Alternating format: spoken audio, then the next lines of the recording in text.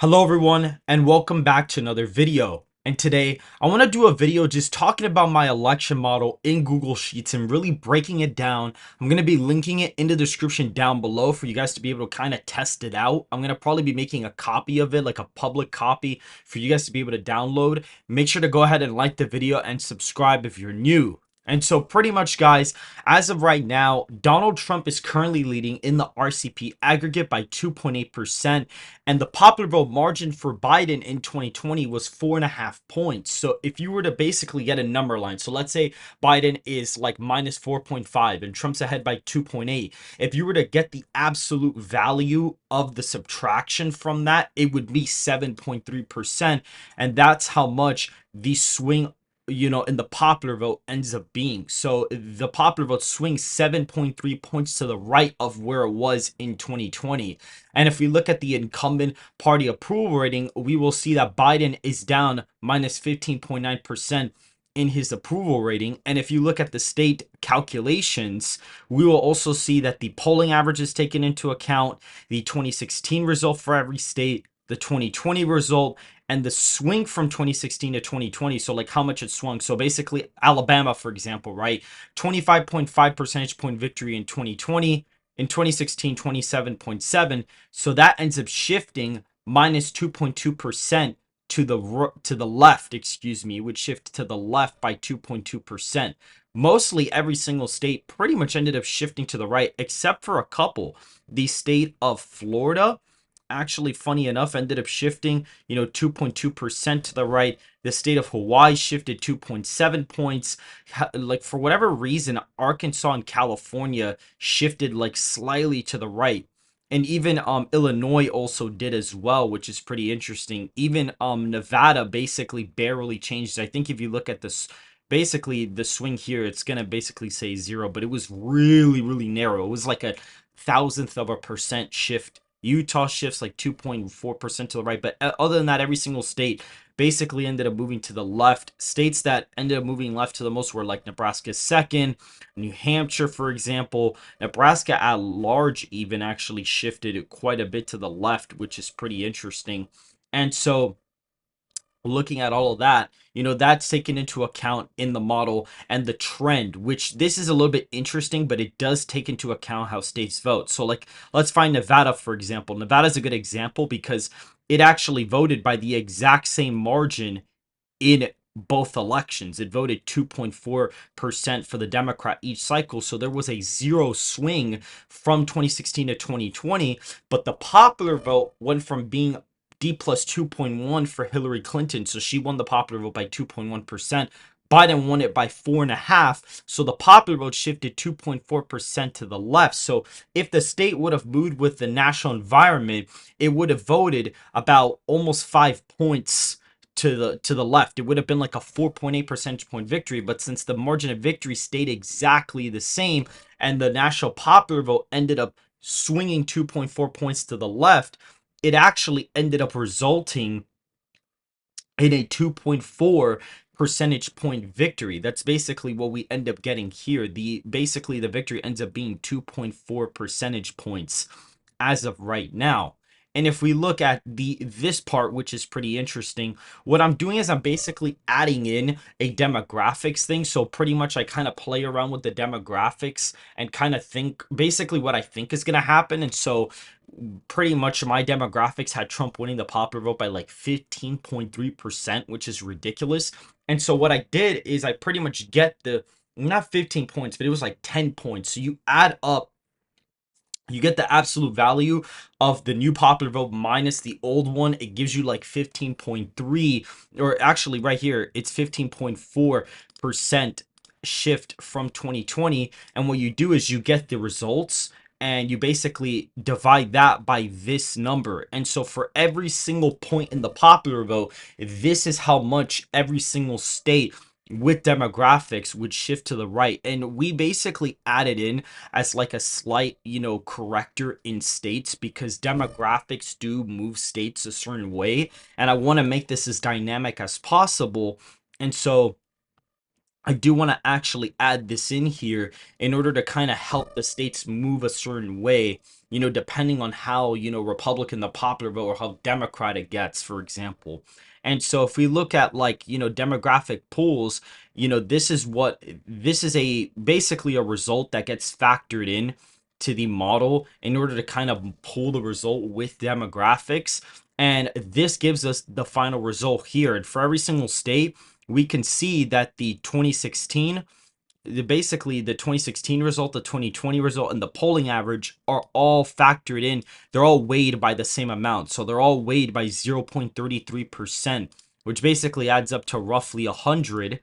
And then if you look at that, then here the incumbent's approval rating is factored in to how the states move by a certain amount. It's divided by 6 and multiplied by 1.2, which is a sort of corrector number that kind of was reverse engineered to 2020. Then if we look at this, we'll see M142, which I believe if we go over here, that factors in the trend from 2016 to 2020. And then if we look at L, it also factors in the shift in every single state.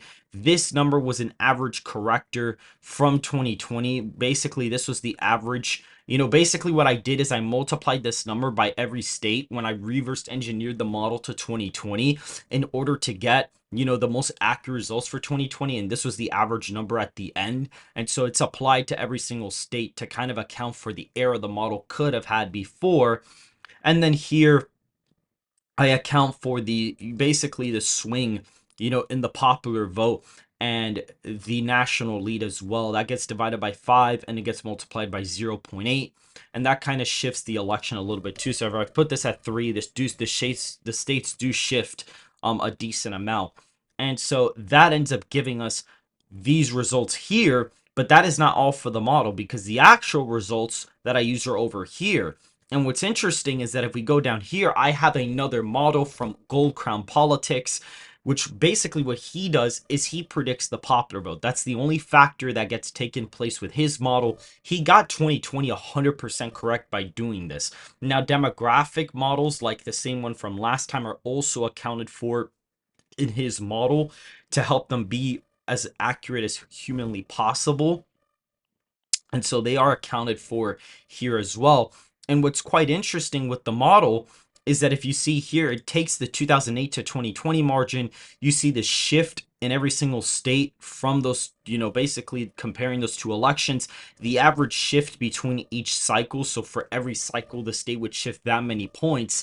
And you would find how a state votes relative to the nation, in 2020. So for like example, right? Basically, let's take Arizona into account. So Arizona voted 4.2% to the right because the national popular vote was D plus 4.5 and it was a 0.3 Democratic victory. So if you were to subtract the popular vote minus the state victory, that's how much it voted in a certain direction relative to the nation. So Arizona voted 4.2% to the right of the nation. Basically, looking at the average shift, you would basically subtract this and get the projected relative vote to the nation here. And then you would basically get the projected popular vote and pretty much subtract that from here. And that gives you the final result for the election, which is quite interesting. That's how you would get the final result. And as of right now, Arizona would be listed as 4.1%, Illinois would be a 7.1, Colorado would be 7, Delaware's 9, Connecticut's 12%, California is still a big win, DC is a big win still, Maine is close, Minnesota is like a lean margin, Nebraska's second is actually still a lean margin of victory for Biden here. New Hampshire's, Republican, New Mexico still goes Democrat. And so what I end up doing is I did the same demographic thing from the last time, and that gets applied to the margins here. And then we get the final margins for his part of the model. And then I basically get these results and my results, and I average them out to get the final margin. And this ends up being the final result here. Now, improvements I am going to try to make to the model is incorporate, other forecasters' predictions. So like I would incorporate, Ready Go Politics, for example. I would definitely include his margins.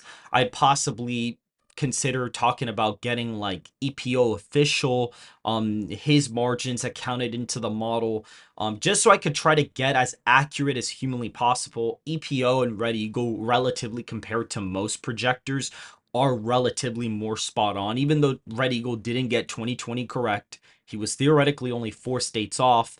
However, the thing is that, and a lot of people are going to say, well, why aren't you going to include Let's Talk Elections? The reason why I'm not going to do that is because it is apparent that he is paid by the Biden campaign. And so I feel like if you're not going to do this, in well faith, I can include you in the model. I will include Empire State Politics. I'll include Understand Politics as well. I'll include them in the model, their margins as well, and we'll kind of like weigh we'll weigh their basically their projections based on how accurate they've been in the past. So for example, EPO would probably be weighed the highest. Theoretically, Gold Crown Politics is weighed the highest because it's actually incorporated in the real model. But I do want to incorporate that. I'm going to be playing around with the model a little bit to see how I could get it as accurate as humanly possible. But this is what we have right now. Donald Trump is winning this election very easily. I've basically memorized the margins at this point, but if we look, he is winning, the Great Plains and the Appalachian states fairly easily. Iowa and Ohio are added into the column. When I do the maps, I actually use plus 10 for the model. That's usually what I tend to do. So for like example, Washington would be listed as a likely margin of victory. And funny enough, Washington's actually voting to the right of Oregon by like almost an entire percentage point. That is something that started to appear because the polling average there has gone really close. California is an 18-point win. Hawaii is actually a 13-point win for Biden in the scenario. Colorado is 6.4%. Illinois is a 5.8 percentage point victory for Biden as of right now. And if we look at the Northeast, pretty much Biden is basically, winning everything by like a safe margin, except for the state of New Jersey, which is almost within 5 percentage points, which would be a really crazy sight to see. South Carolina, Maine, second are safe. Texas and Florida even vote over 10 points according to my model. So does Alaska. So Donald Trump comes into this election with 219 electoral votes decided by over 10 points. And not even that, North Carolina is a state that's decided by over 10 points. And that ends up giving him 235 safe electoral college votes. And so you can clearly see my model does project that there is going to be a very, Republican national environment. This is the RCP aggregate as of right now with Biden's approval rating from RCP. And this popular vote is meant for you to actually calculate it. So the way I do it is I either sometimes, if I want to see Trump's best case scenario, I'll put it like based on a polling error from the RCP aggregate. Sometimes I look at Gold Crown Politics's, popular vote margin as he predicted a 5.2% Democratic national environment. That was 0.7 points off from the actual environment. So sometimes I play around with that. But for right now, what I'm doing is I'm getting Trump's approval rating and Biden's approval rating, and I subtract them, and this is what I get. Trump's actually ahead by 2.8% from Biden in terms of their approval rating. And the reason why I do that is because incumbents and even like the candidates themselves, that are not incumbents, whatever their approval rating is, that's kind of where they end up performing.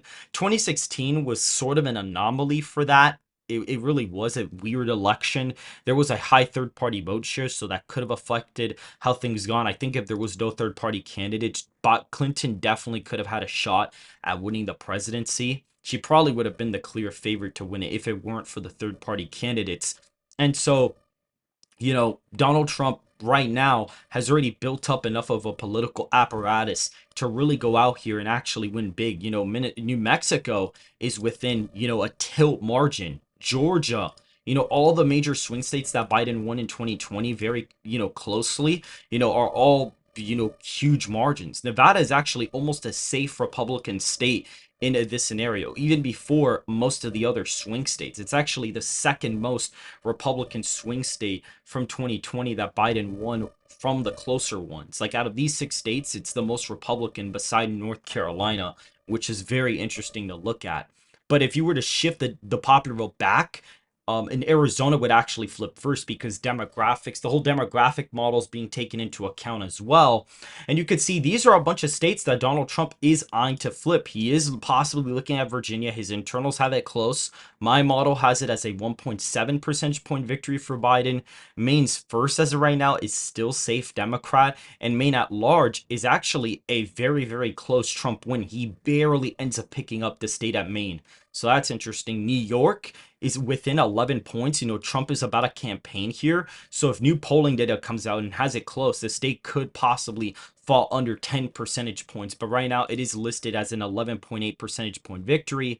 New Hampshire is extremely competitive, 0.7 percentage point win, similar to 2016. But if Trump is winning the popular vote by 3 and he's losing New Hampshire by a tilt margin, you could see how much more Democratic it's gone because Clinton won the popular vote by 2 and almost lost the state. She barely won it. So the fact that it's gone from D+2 to R+3 from 2016, which is a 5-point shift to the right, and New Hampshire is voting the same way it practically did in 2016, would mean the state would basically trend 5 points to the left, which is kind of what it did.